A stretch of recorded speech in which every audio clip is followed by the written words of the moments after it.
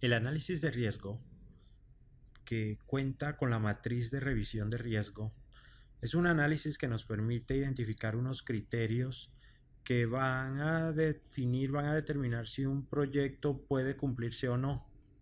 Aquí vemos un ejemplo de un análisis de riesgo con los criterios que ya vienen predefinidos y que puede ser aplicable para todos los proyectos.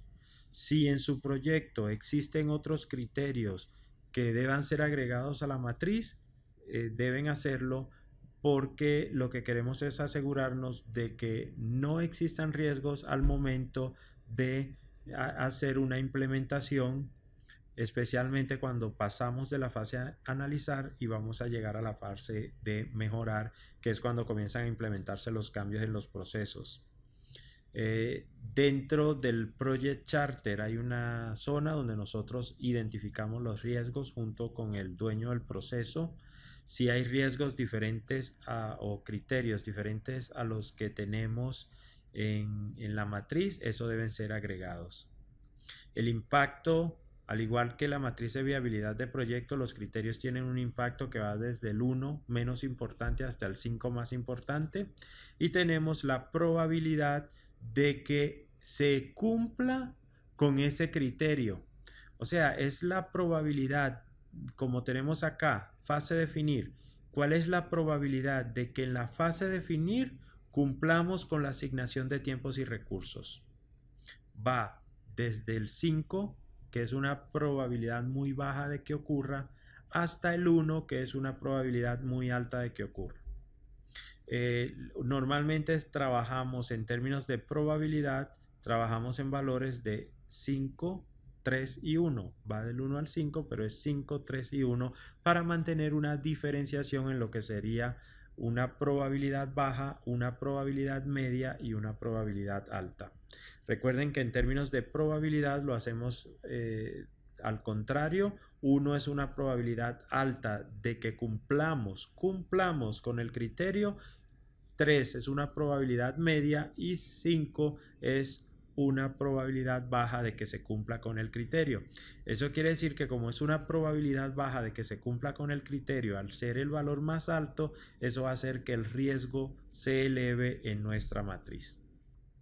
En el ejemplo que tenemos de la matriz, las revisiones del análisis de riesgo se hace por fase. Cada vez que vamos a cerrar una fase, hacemos una revisión y en esa revisión determinamos si se continúa a la siguiente fase.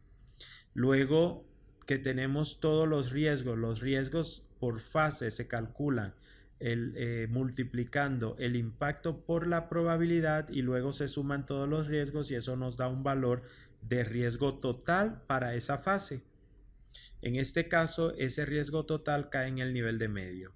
¿Cómo sabemos que cae en el nivel de medio?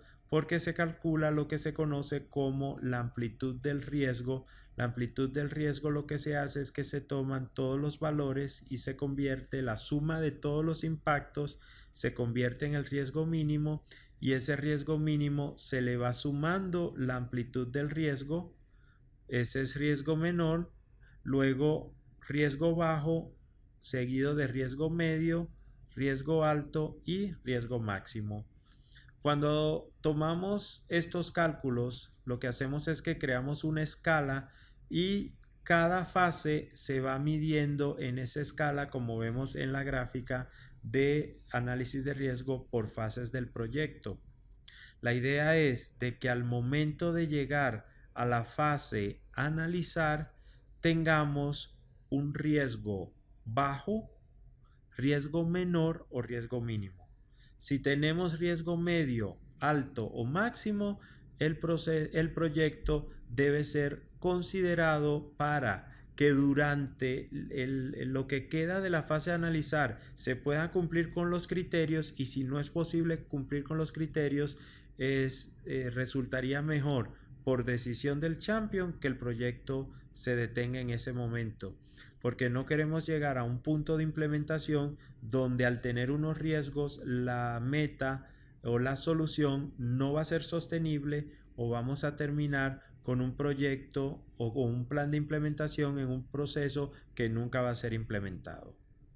Siempre revisemos al final de cada fase nuestro análisis de riesgo. La revisión de riesgo nos va a servir como un check a si estamos haciendo bien en términos de implementación.